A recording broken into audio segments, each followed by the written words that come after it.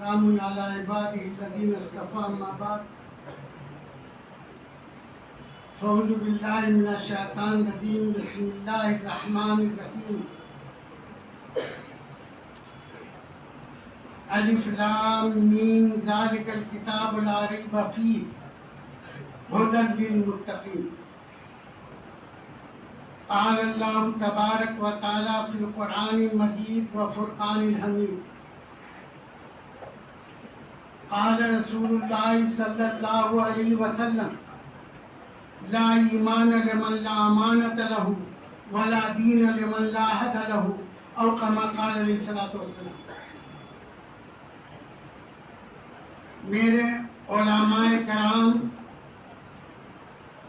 اور حاضرین مجلس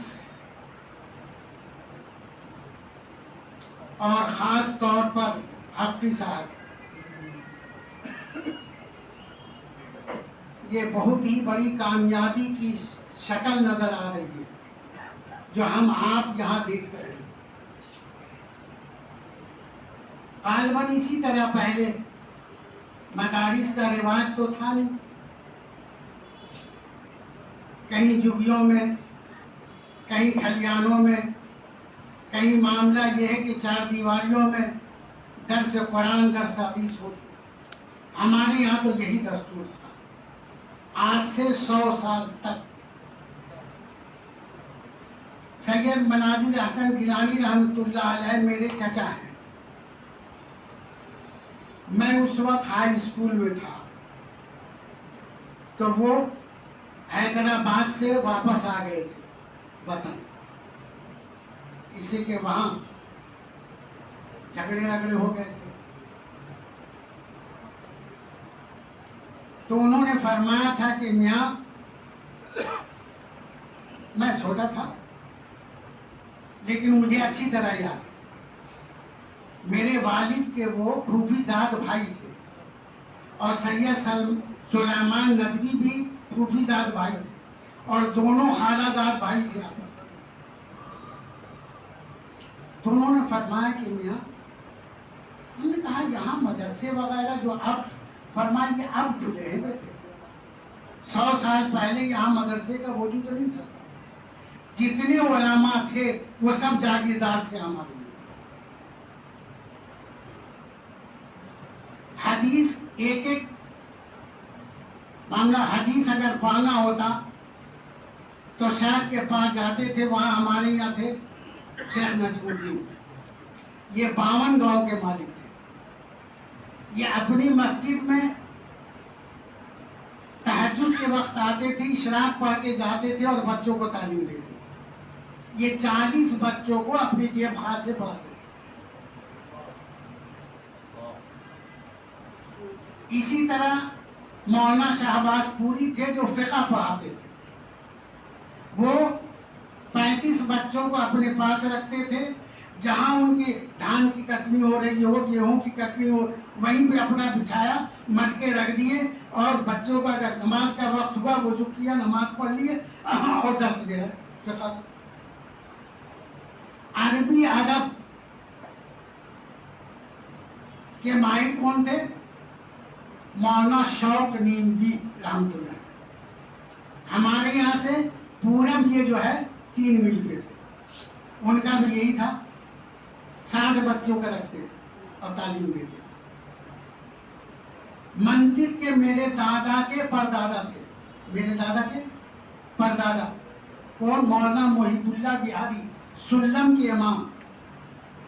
وہ 80 بچوں کو رکھتے تھے، اس لیے کہ 108 گاؤں کے مالک تھے۔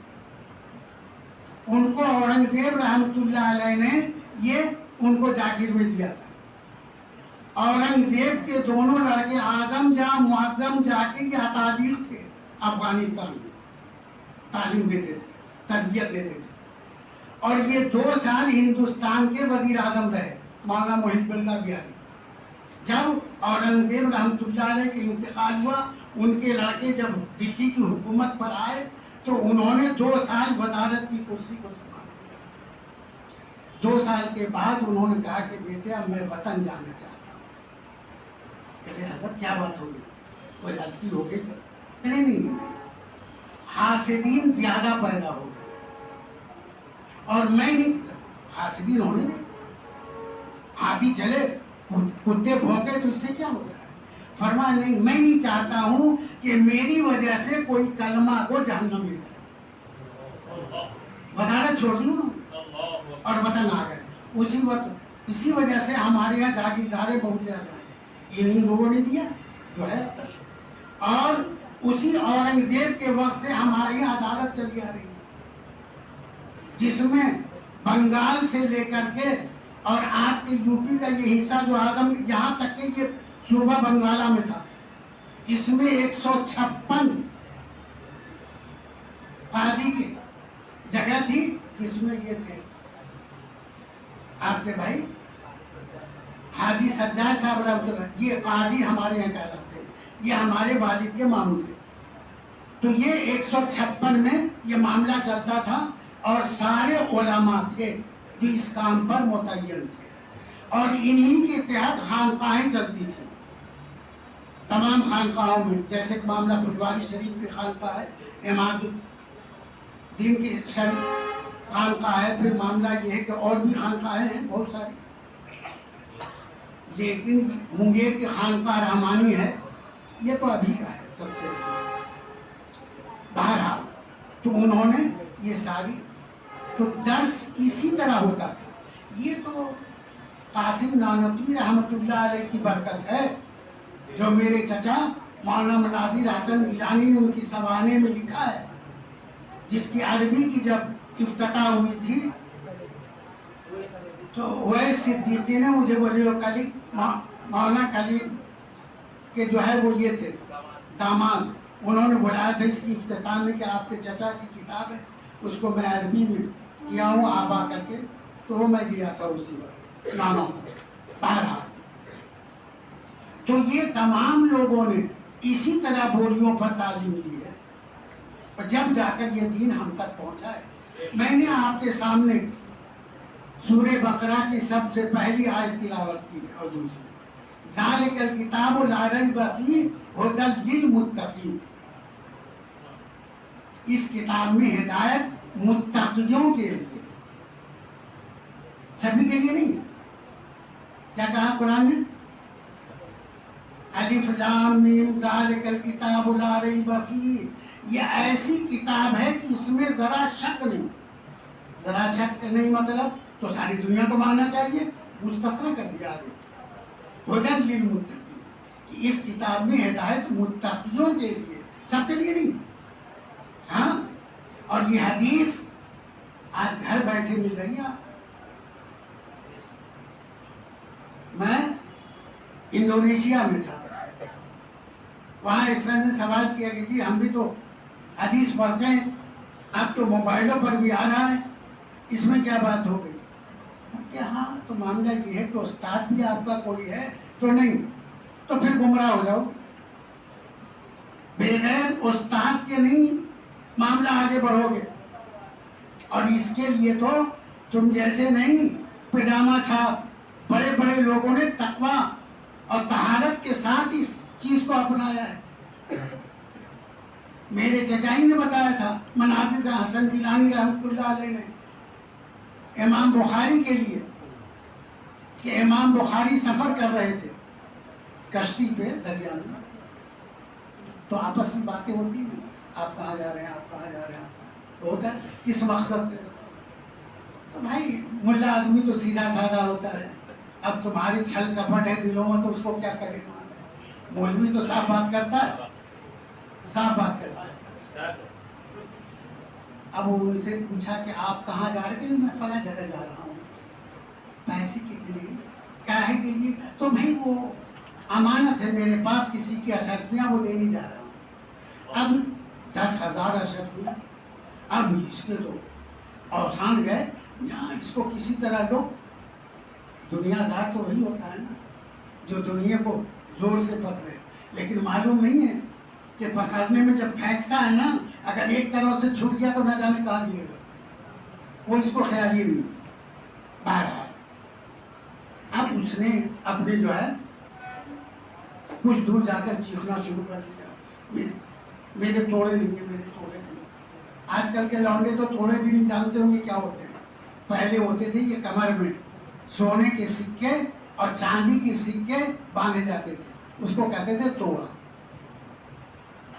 میاں ہنگامہ مچ گیا, لوگوں نے کہا ٹھہرو میاں ٹھہرو, کشتی چل رہی ہے نا, کہیں درمیان میں رکی تو نہیں ہے, تو نہیں تو پھر یہی ہوگی.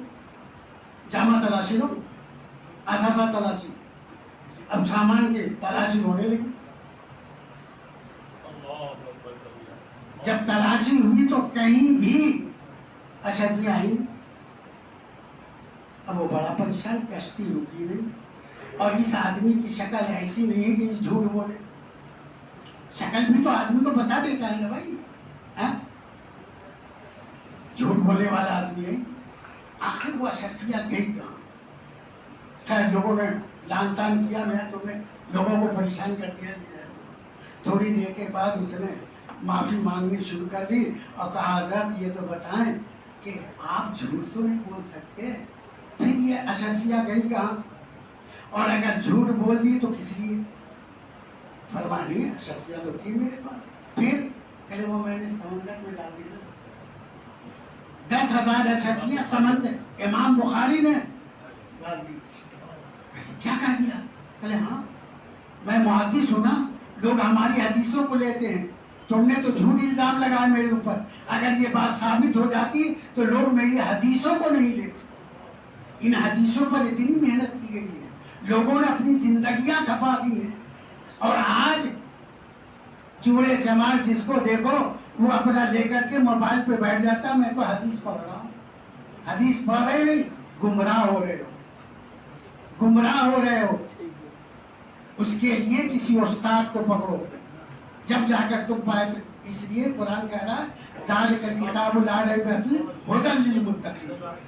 حدیث کے لیے تقوی کا ہونا ضروری ہے, اور جب تقوی ہوگا جبھی شاگرد بھی متقی بنیں گے. اس لیے صحبت صالح تورا صالح کنت, اور صحبت طالح تورا طالح کنت. کسی نے کہا نا اچھے سنگ رہیو کھائیو بیڑے پان, اور برے سنگ رہیو کٹائیے دونوں کان. سمجھ گئے؟ ہاں, اس لیے اس کا پورا خیال رکھو. اللہ ہم لوگوں کو سمجھنے کی عمل کی توفیق ہے, اور اس گلشن کو اللہ تعالیٰ تا قیامت قائم رکھے, اور ہر طرح کی بہاریں دکھائے. گلہائے رنگ رنگ سے ہے زینت چمن, اے ذوق اس چمن کو زیب اختلاف سے. یہاں ہر طرح کے, اور ہر عالم میں ہر خوبیاں ہوتی ہیں, اللہ تعالیٰ نے دیا. اللہ ہم سب کو سمجھنے کی عمل کی توفیق عطا فرمائے, اور دین کی قدر اور علماء کی تعظیم کی توفیق عطا فرمائے. جب اس کی بات تھی میں ہی دعا کرتا ہوں. درود شریف.